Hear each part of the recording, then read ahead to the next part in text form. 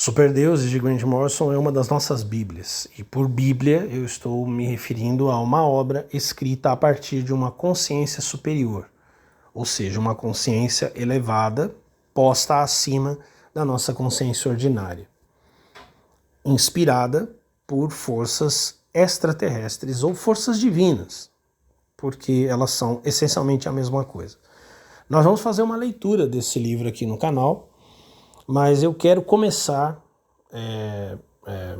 como um prenúncio dessa leitura que nós vamos fazer, lendo um pequeno trecho do capítulo 10 do livro. Depois a gente vai voltar, leremos o livro desde o início, mas eu quero começar com esse capítulo 10. O capítulo se chama Xamãs da Madison Avenue.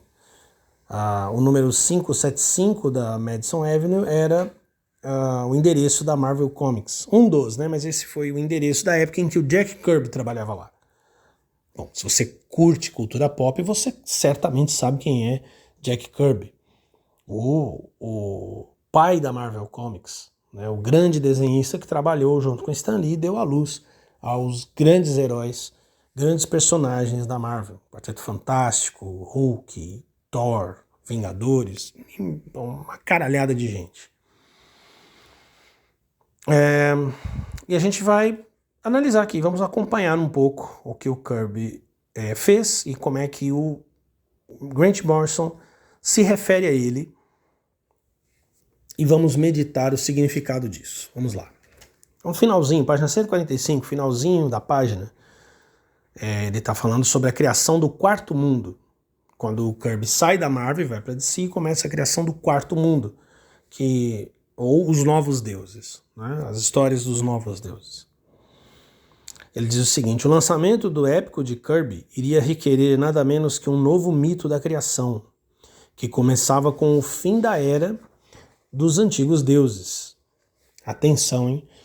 Uma fenda primordial e maniqueísta causou a divisão de um único mundo de deuses em dois: a iluminada e progressista Nova Gênese, ou Nova Gênesis, e é daí que vem o nome do nosso canal. E se você avaliar um pouco o que é a Nova Gênese, o mundo dos deuses da luz, então você vai entender também um pouco sobre o que a gente propõe aqui, para onde é que a gente está indo, o que a gente acredita. Então, né, a iluminada e progressista Nova Gênese, ou Nova Gênesis, e em rotação perpétua, a sombra de seu mundo irmão, Apocalipse, o planeta do mal e da escravidão, governado pelo deus tirano Darkseid. Atenção! A vontade de Kirby estava às claras. Ele queria reescrever a Bíblia a seu modo. Reescrever a Bíblia a seu modo. Daqui a pouco a gente volta à leitura do Superdeuses, mas eu quero mostrar para vocês como assim. Por que o Grant Morrison faz uma afirmação desse tipo? O que ele está querendo dizer com isso, né?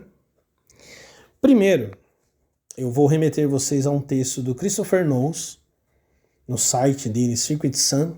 Christopher Knowles, autor do Nossos Deuses São Super-Heróis, ele é um dos propagadores do sincromisticismo. Eu vou falar de sincromisticismo mais adiante, mas num resumo bem básico, o sincromisticismo une as ideias de sincronicidade de Jung, ou seja, coincidências significativas, e o misticismo, quer dizer, a busca e a união com o divino.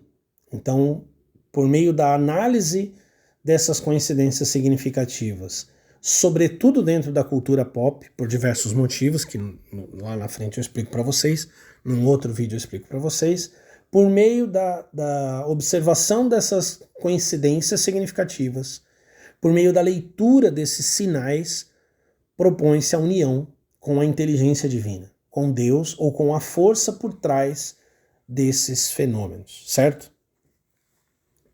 Então, o artigo dele, que a gente vai ler apenas um pedaço também, é Jack Kirby, Xamã Psicodélico. Veja só, né? Eles estão concordando aqui. E ele diz o seguinte: Jack Kirby pode não ser um nome familiar, mas todos nós estamos imersos em suas visões. Num outro artigo, o Knowles vai dizer que a cultura pop, o DNA da cultura pop é o trabalho do Jack Kirby. Ele continua. Muitos dos bruxos de Hollywood que as pessoas celebram hoje, para não mencionar os fabricantes de videogames, foram criados com seus quadrinhos. Quer dizer, eles foram alimentados com os quadrinhos do Kirby. Eu ainda vou destrinchar essa ideia e mostrar isso para vocês num outro momento. Como é que as visões do Kirby influenciaram absolutamente tudo. Ele continua. Você pode essencialmente separar o cinema de ação e ficção científica antes e depois dos fãs de Jack Kirby invadirem Tinseltown e mudarem a aparência, o ritmo e a intensidade desses filmes. De alguma forma, Kirby bateu em algo tão incrivelmente profundo no inconsciente coletivo que isso transformou o seu trabalho e posteriormente transformou a sociedade. Presta atenção nessa frase, hein? Ele bateu, ele atingiu, ele alcançou algo tão incrivelmente profundo no inconsciente coletivo que isso transformou o trabalho dele e a sociedade também. Simplesmente levou algum tempo para que a tecnologia colocasse as visões de Kirby na tela. Isso aqui, por exemplo, está se referindo ao primeiro filme dos Vingadores, que é muito, tá todo impregnado, principalmente visualmente, do trabalho do Kirby. É o que ele diz em seguida, é muito interessante. Mas Kirby pode ter sido mais do que um mero cartunista visionário, como se isso não bastasse por si só. Lembro-me de uma noite que estava deitado no sofá, folheando uma pilha de quadrinhos eternos de Kirby. Daqui a pouco vamos falar de eternos aqui.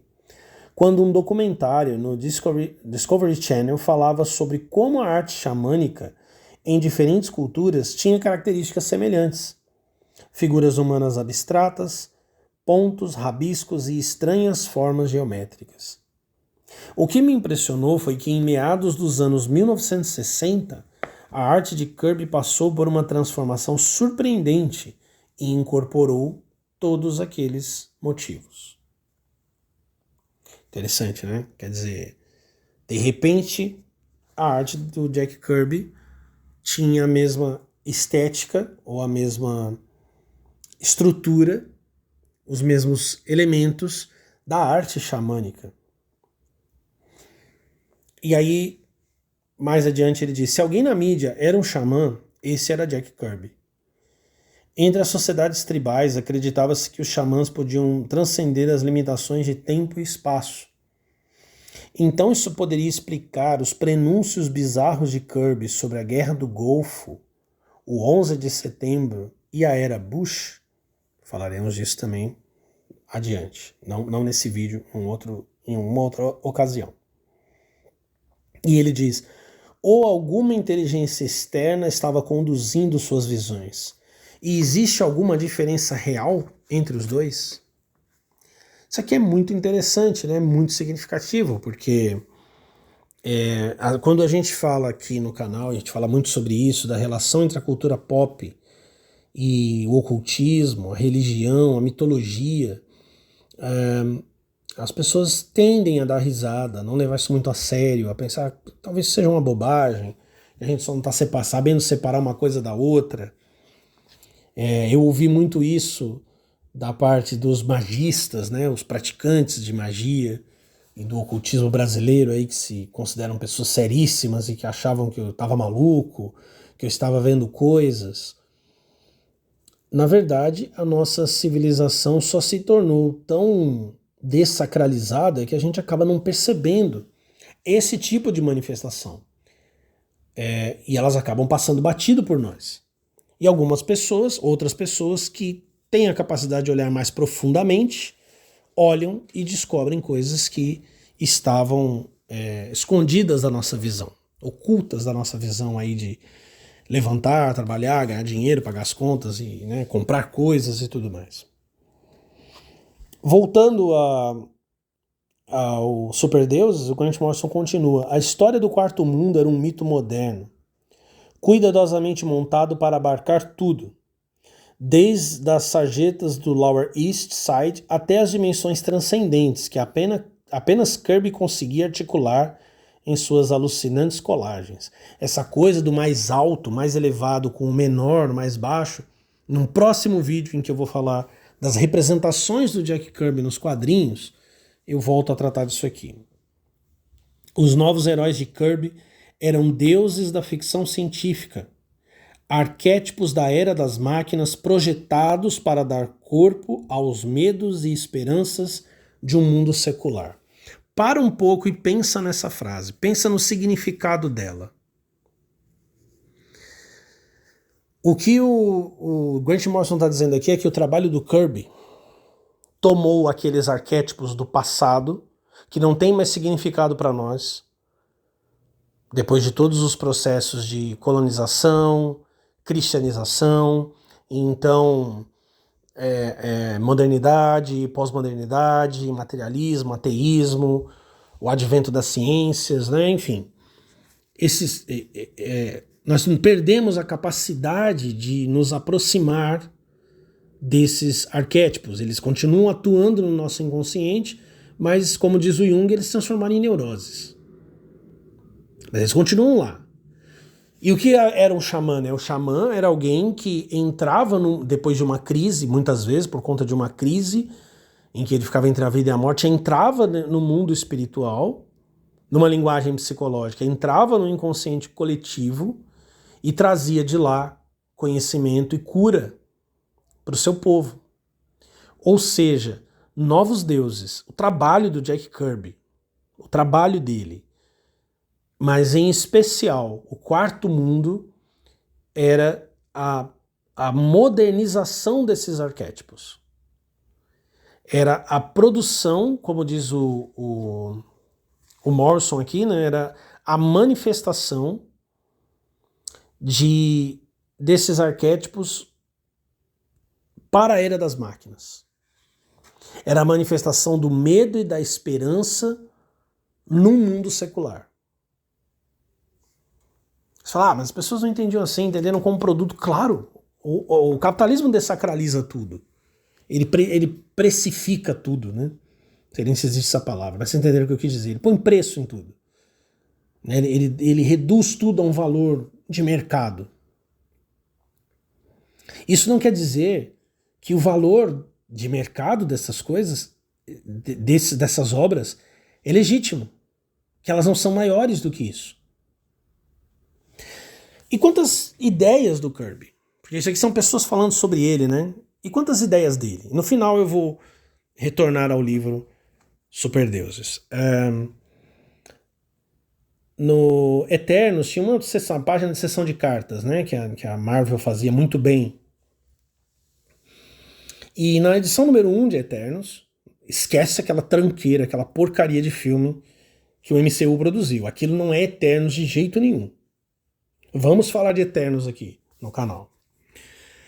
Mas na edição número 1 de Eternos, o Jack Kirby escreveu um pequeno texto chamado Os Deuses Retornarão Algum Dia, sendo esses deuses justamente alienígenas, astronautas antigos. Também não vou ler o texto todo, eu vou ler apenas 3 partes dele, para que a gente saiba um pouco, tenha alguma ideia do que é que pensava o Jack Kirby. O texto começa assim: se eles existirem de verdade, acredito que sim. Tá respondendo, vão retornar algum dia? Acredito que sim. Claro, eu falo de Deus no sentido histórico. Os tipos de seres que desembarcaram de lugares desconhecidos que desembarcam de lugares desconhecidos e nos impressionam com suas imagens, sua maneira de se comunicar e, acima de tudo, sua demonstração de poder transcendente. Mais para frente, no texto, ele diz: entretanto, o meu ponto é, quantas vezes esse tipo de coisa aconteceu no passado? Ele estava falando de encontrarmos figuras que nós atribuímos divindade. Quantos desses supostos deuses tropeçaram nesta roça de planeta chamado Terra? Quantos deles inspiraram os potentes mitos que não somente prepararam o terreno para as muitas religiões, profissões e ciências do homem, mas deixaram a humanidade com um enorme mistério nas mãos, um que simplesmente não vai embora. Com o acúmulo diário de novos artefatos por todo o planeta e a contribuição simultânea dos, entre aspas, avistamentos de OVNIs numa escala mundial, a raça humana está forçando sua, entre aspas, memória coletiva. Olha aqui, ó, memória coletiva para o Kirby aqui, algo análogo ao inconsciente coletivo. Está forçando sua memória coletiva para desencavar uma imagem adequada do passado antigo de forma a lidar com os incidentes provocativos de questões contemporâneas. E aí ele fala um pouco da obra dele, continua falando sobre o assunto, e no final do texto ele diz o seguinte: de qualquer forma não podemos fazer nada, a não ser perceber o ar deste século. Ar, o que ele está falando? Do Zeitgeist, né? do espírito da era. Espírito da era. E olhar para o alto, ou escutar os sons que não são produzidos neste mundo. Ele fala, é um ou aqui. Você pode fazer isso, olhar para o alto e tentar discernir os sons que não pertencem a este mundo, né? Você pode fazer isso. Ou ler os eternos pela emoção vicária de antecipar, na história e nas imagens, a assombrosa experiência de aceitar os tipos de criaturas que imaginamos que os deuses são. Ei, se você está lendo isso, está conseguindo. Emoção vicária. Emoção vicária. Palavra vicária. No latim, ela quer dizer algo que está no lugar de outro. Então ele já está dizendo que essa emoção vicária, ela está no lugar da emoção do encontro com os deuses. Mas, e aí obviamente o Kirby era judeu, mas eu vou fazer uma interpretação católica dessa palavra. Como muitos de vocês sabem, ou não sabem, vão saber agora, o Papa da Igreja Católica é chamado de Vigário de Cristo. Se a gente pegar somente a palavra vigário, parece aquele que está no lugar de Cristo. Mas o que a teologia católica diz sobre isso? A teologia vai dizer, e até alguns papas explicaram, que a igreja continua tendo apenas um cabeça, porque a Bíblia, as Escrituras, o apóstolo São Paulo fala que Cristo é a cabeça da igreja, e que ela continua tendo apenas uma cabeça.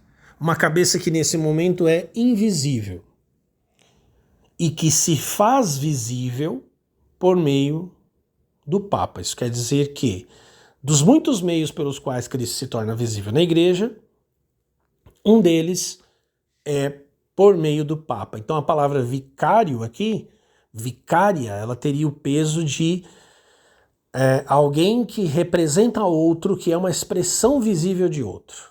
E aí você vai dizer, mas o Jack Kirby não deve ter pensado nisso, como eu acabei de falar, ele era judeu, ok, ele era judeu, mas nós estamos falando aqui de um xamã, de alguém com um acesso aos mundos espirituais ou ao inconsciente coletivo diferente de todos nós. E essa palavra já havia se tornado, já tinha adquirido esse uso há muito tempo. E é assim que os católicos instruídos, ou pelo menos os católicos instruídos do passado, entendiam a expressão vicários. Então, será que o Jack Kirby poderia estar nos dizendo que eternos é a própria manifestação dos deuses? É o retorno desses deuses? Bom, eu quero mostrar agora para vocês, e vai aparecer aí na tela, 5 pinturas que Jack Kirby nunca publicou, mas que ele também nunca explicou, nunca falou sobre elas, mas que eram pinturas raras e que ele, entre as pinturas raras que eram expostas na casa dele. Haviam pinturas particulares e essas eram pinturas que ele expunha na casa dele. Os ecos da Bíblia judaica estão todos aqui, mas tem muito mais aqui do que ecos da Bíblia judaica. Vocês vão ver que as imagens, se você procurar sobre essas imagens na internet, você vai ver muitas explicações sobre o significado delas, não há nada escrito. Eu vou dar a minha 1 grama de interpretação aqui também. Por muitos motivos, acredito estar certo naquilo que vou falar. Então, essa primeira imagem aí, você está vendo Deus, né? Uma figura que deve ser Deus, né? Essa figura grandiosa, pelos cabelos e por lembrar a criação de Adão da Capela Sistina, parece ser Deus. Embora ele está aqui numa posição adâmica, né? Numa posição mais parecida com a de Adão.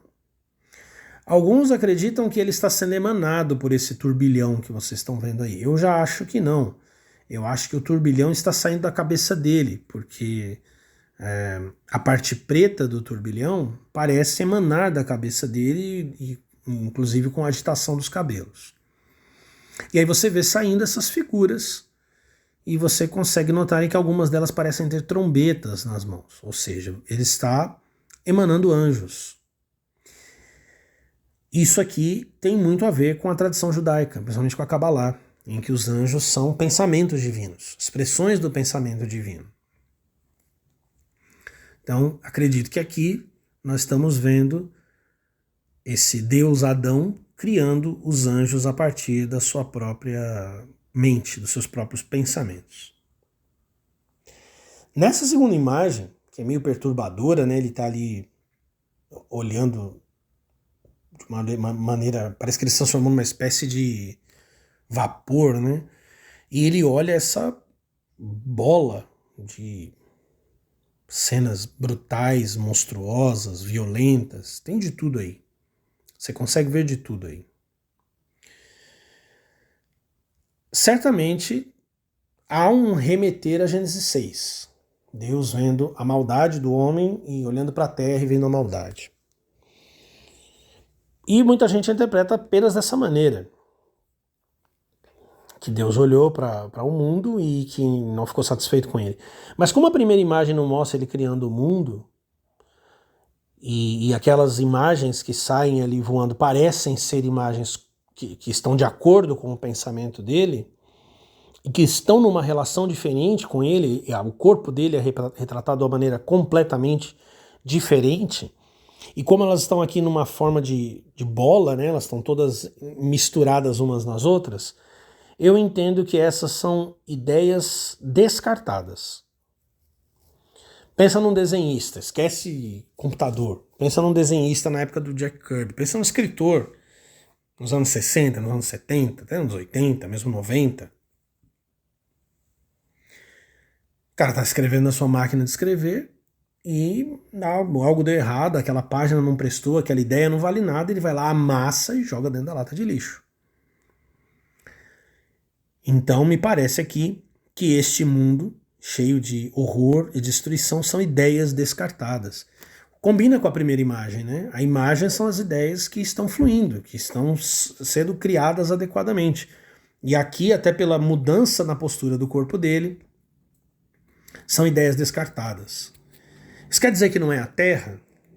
Na verdade, acredito pela terceira imagem que o nosso mundo é feito dessas ideias descartadas. Que o nosso, estou falando aqui da opinião do Jack Kirby. Quanto da minha opinião tem aqui, no futuro vocês saberão. Mas acredito que o mundo é formado dessas ideias descartadas. E na terceira imagem, então a gente vê Deus virando as costas para seres humanoides, que você pode ver aqui embaixo. Alguns rezam, alguns acusam, outros xingam. Aqui no canto direito ali, bem próximo da nádega dele, né, você vê um cara se abaixando para pegar uma pedra. Essas pessoas estão... E ele está de costas. Ele não quer saber deles não. E ele está ali voltado para aquele espaço de geometria não euclidiana, né? Quer dizer, ele está olhando para coisas elevadas e não quer saber deles não. Eles buscam por ele, naturalmente, né? Eles buscam por ele porque eles foram criados por ele. O impulso religioso esteve na humanidade desde cedo. Os seres humanos buscaram o divino desde cedo. Mas ele não quer saber deles. Mas será que eles ficaram abandonados? Bom, Jack Kirby, para vocês terem uma ideia, ele fez uma... ele desenhou os quadrinhos de 2001, Uma Odisseia no Espaço. O que acontece com os símios em 2001? Eles recebem uma ajuda alienígena, extraterrestre, que é o que você pode ver aí neste penúltimo desenho, na sua versão em preto e branco e na versão colorida. Você vê ali um gigante que parece estar guiando, conduzindo, ajudando as pessoas numa batalha. A máquina nos ombros dele parece uma arma. E se você comparar essa imagem com as imagens dos Eternos, você vai ver que tem muito a ver com aqueles personagens. Mas se você ainda estiver na dúvida, achar que os deuses que interferiram, que se interessaram então pelos seres humanos na visão do Jack Kirby, ou nas visões do Jack Kirby, são deuses que vieram das estrelas, me diz o que você acha dessa imagem, dessa última imagem aqui. Aqui, essa imagem foi chamada de Jacó luta com o anjo. Jacó segurou o anjo, segurou e não deixou subir. Jacó segurou o anjo, segurou e não deixou subir. E o anjo perguntou dizendo...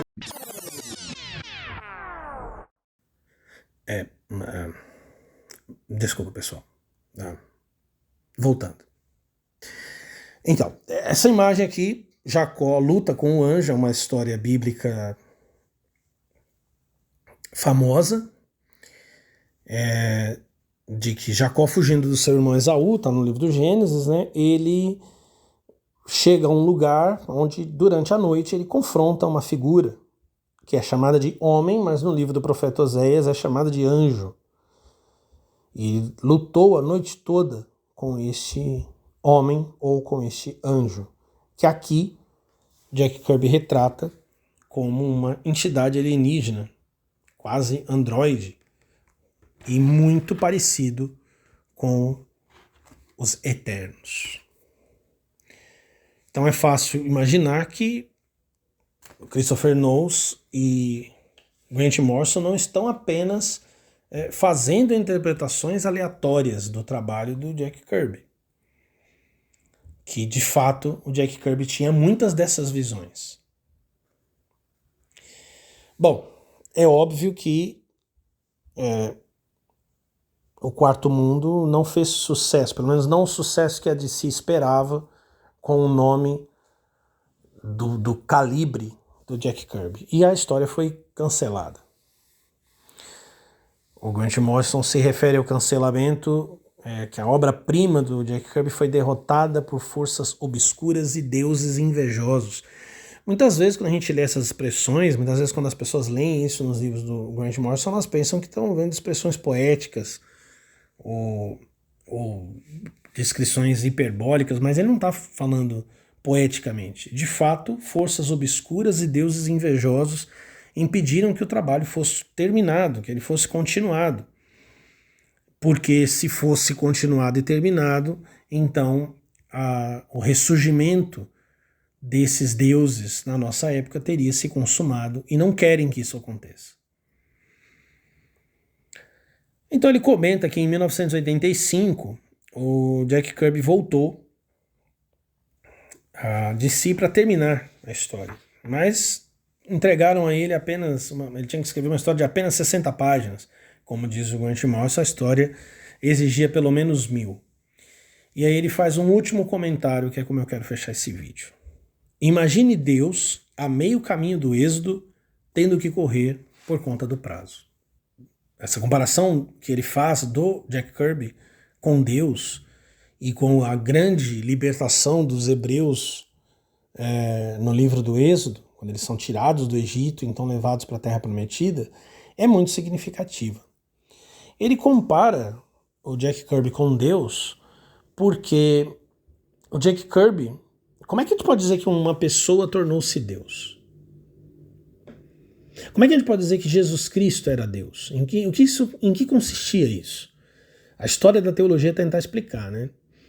Mas nós podemos dizer, em termos psicológicos, que a psique do homem é mesclada ou acontece com o ser humano aquilo que o Jung chamou de individuação. Há uma união de todos os elementos da psique e principalmente orientada, coordenada, dirigida pelo self, o si mesmo da psicanálise junguiana, que é o arquétipo que está mais próximo, ou que representa o próprio Deus dentro da psique.